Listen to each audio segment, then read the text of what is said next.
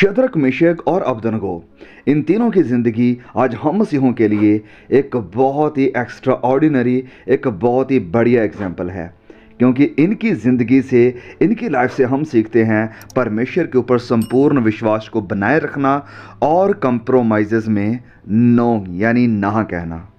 और पूरी बाइबल में से इन तीनों की ज़िंदगी स्पेशल इसलिए भी है क्योंकि इन तीनों को कोई स्पेशल या परमेश्वर की तरफ से कोई ख़ास दर्शन, विज़न या कुछ ऐसा एक्स्ट्रा ऑर्डिनरी देखने को नहीं मिला था कि वो परमेश्वर के ऊपर विश्वास बनाए रखते। और इसी कारण हमें इनकी ज़िंदगी से सीखना बहुत ही ज़रूरी है। तो प्लीज़ वीडियो को ध्यान से देखना, एंड तक देखना, क्योंकि इन तीनों की स्टोरी बड़ी ही अद्भुत है, बड़ी ही एक चैलेंजिंग है और हम मसीहों को उत्साहित करने वाली है। तो चलिए वीडियो को शुरू करते हैं।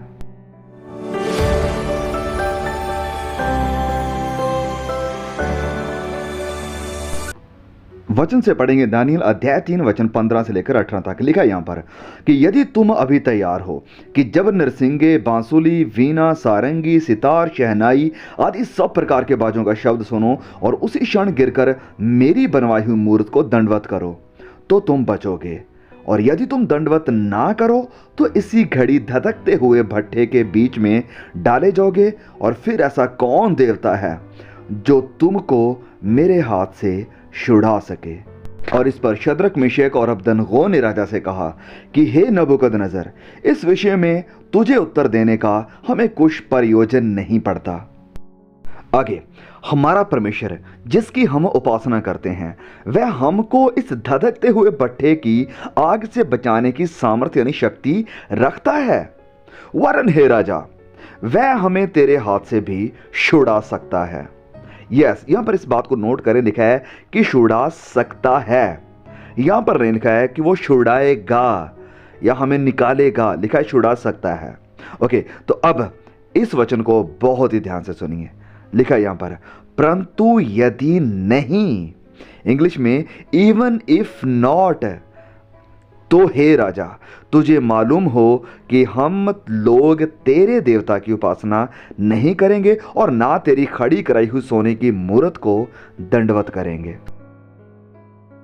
ओके, तो सबसे पहले बात आती है ट्रस्ट की, भरोसे की, विश्वास की, कि हम विश्वास में बने रहे। ये तीनों लोग क्या कह रहे हैं राजा को कि हाँ, हमारा परमेश्वर शक्तिशाली है। उन्हें परमेश्वर के ऊपर भरोसा था, ट्रस्ट था, विश्वास था कि वो इस आग से निकाल सकता है।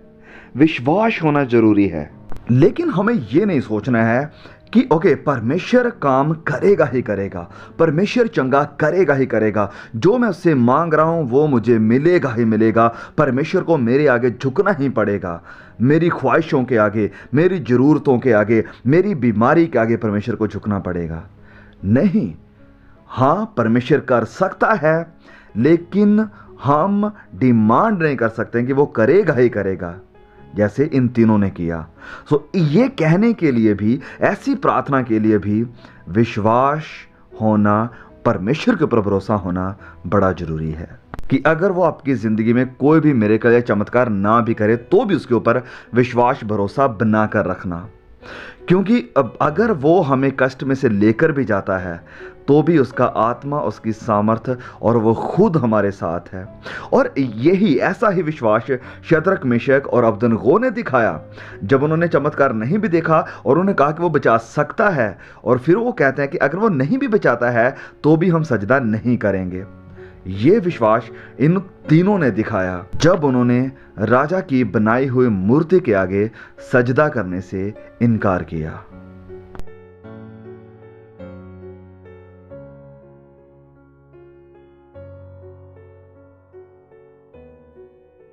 ओके, तो आगे जाने से पहले मैं थोड़ी बैकग्राउंड बता दूं इस पूरी कहानी की। तो यहाँ पर ये सारे लोग, यानी ये शद्रक, मेशक, अबदनगो, दानियल, ये सारे यहूदी लोग थे।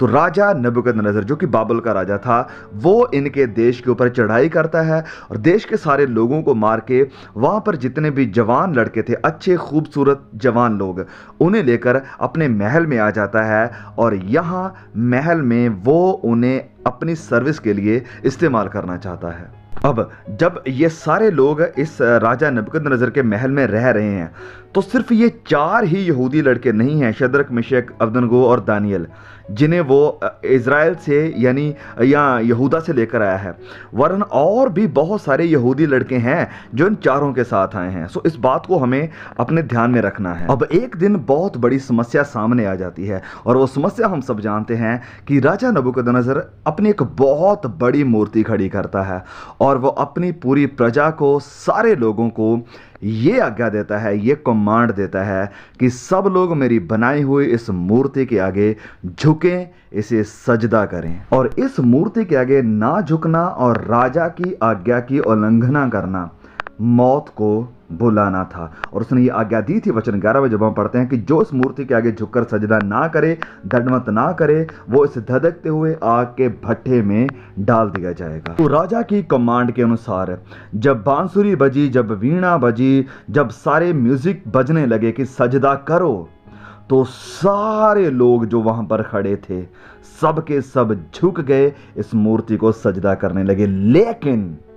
लेकिन ये 3 लड़के थे जो कि पानी के या हवा के बहाव में नहीं चले, ये खड़े रहे, इन्होंने झुकने से इनकार कर दिया। तो जब राजा को इस बात की रिपोर्ट दी गई कि सारी दुनिया झुक गई लेकिन इन तीनों ने इनकार कर दिया है, तो राजा को गुस्सा आया। उसने फिर इन तीनों को बुलाया और कहा कि ओके, एक दूसरा मौका आपको दिया जाता है।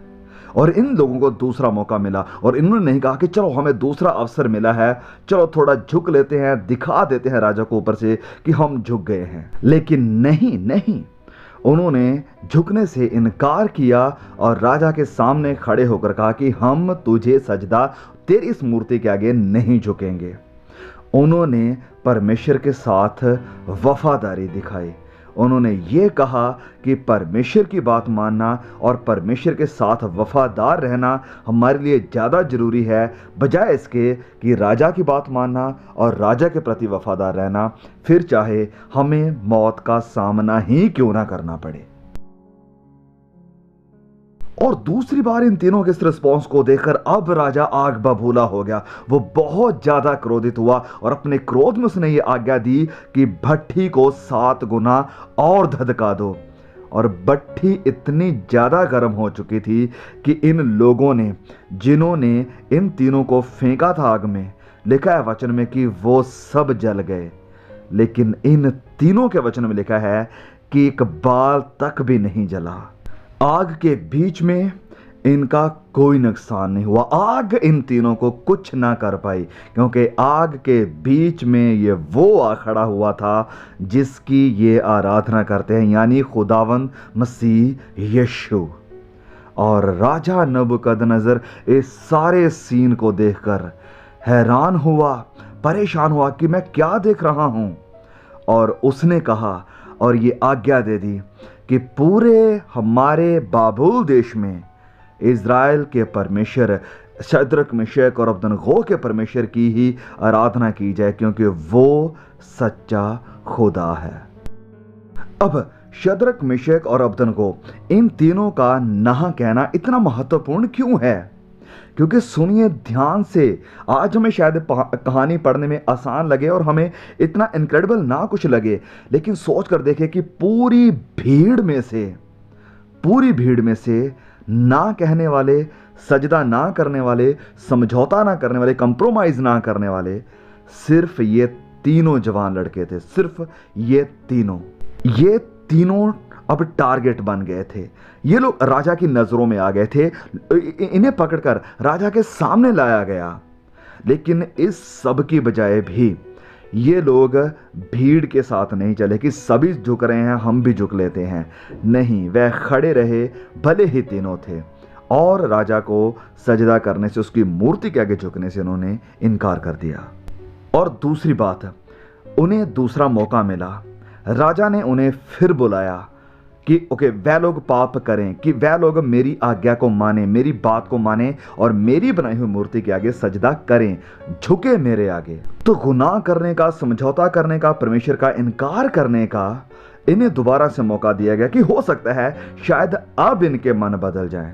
लेकिन नहीं, उनके अंदर परमेश्वर का प्यार था और परमेश्वर का भय था और परमेश्वर के वचनों के प्रति प्यार था, वचनों की आज्ञाकारी करने वाले थे। उनके अंदर डिसिप्लिन था परमेश्वर का, और इस कारण उन्होंने परमेश्वर के उस वचन को याद किया कि मुझे छोड़ किसी और को सजदा नहीं करना है। तीसरी बात, वो नहीं जानते थे कि उनके साथ क्या होने वाला है।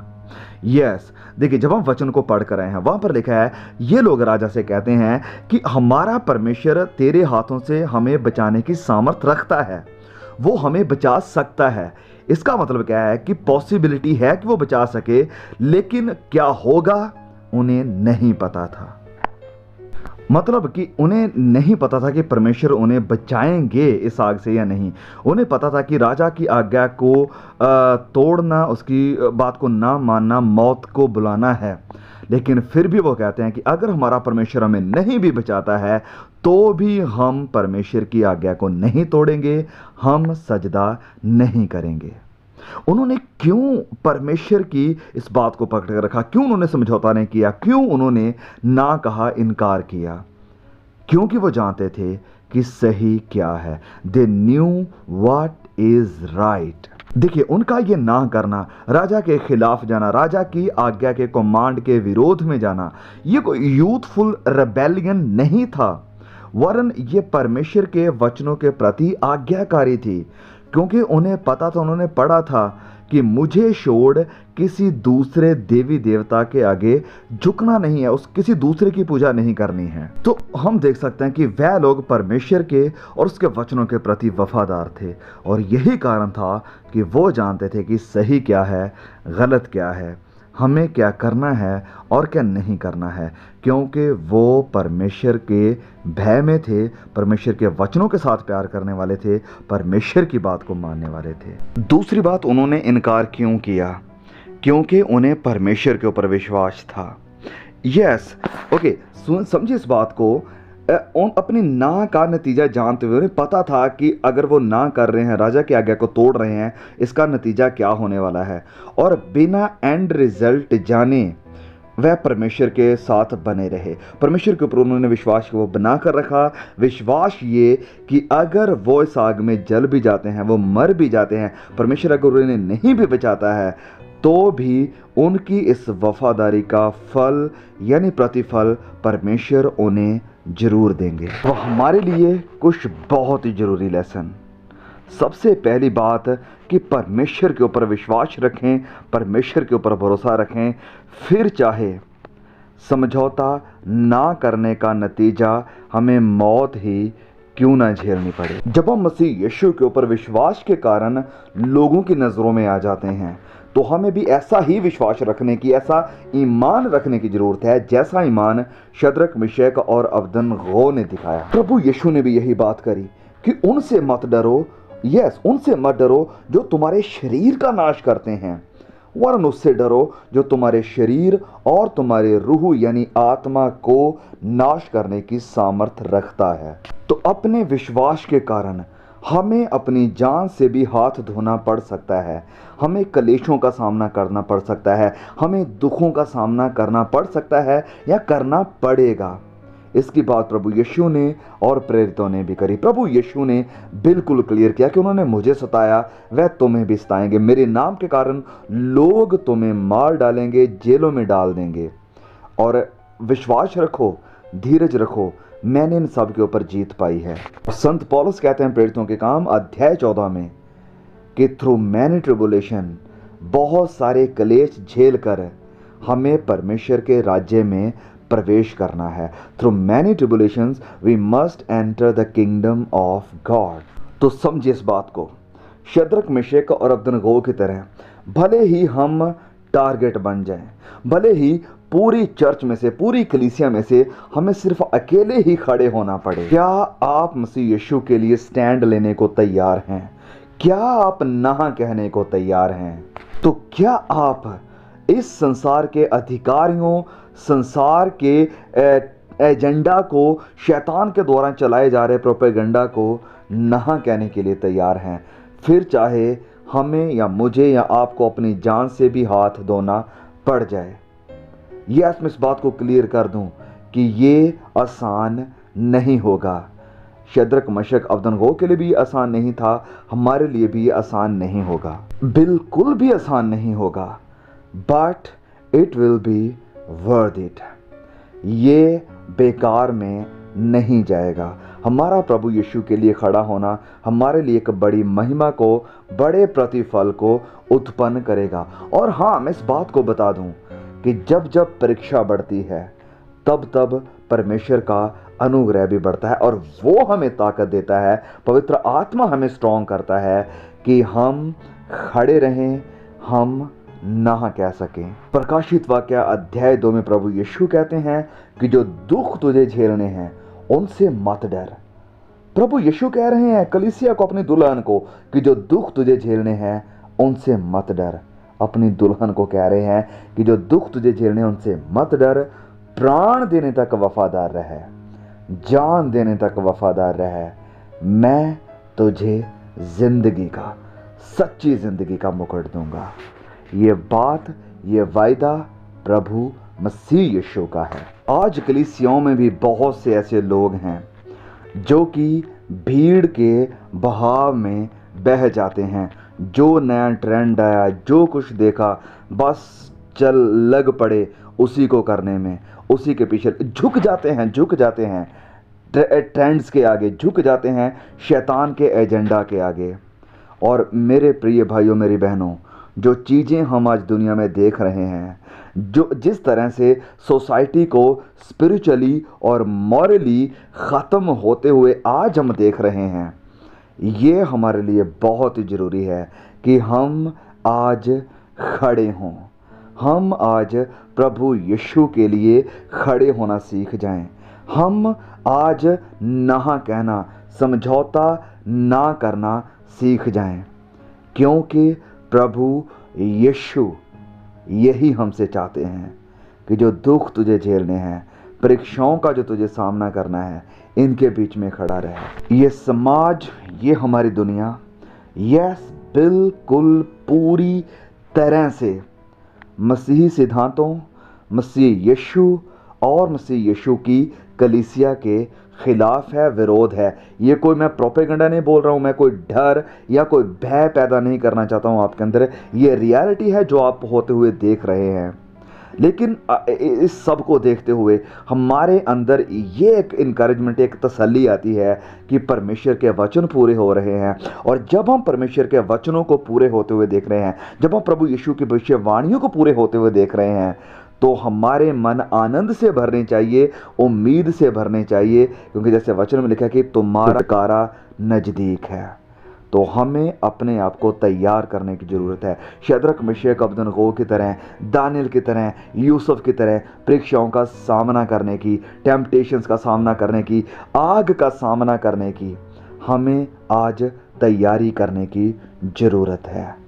भाइयों और बहनों, मैं आपसे, अपने आप से यही कहूँगा कि आइए हम अपने आप को तैयार करें कि भले ही आग का सामना करना पड़े, लेकिन हमारी ज़ुबान से प्रभु यीशु का इनकार कभी ना हो, वरन भले ही हमें अपनी ज़िंदगी को ना कहना पड़े। May God bless you. Please share the message.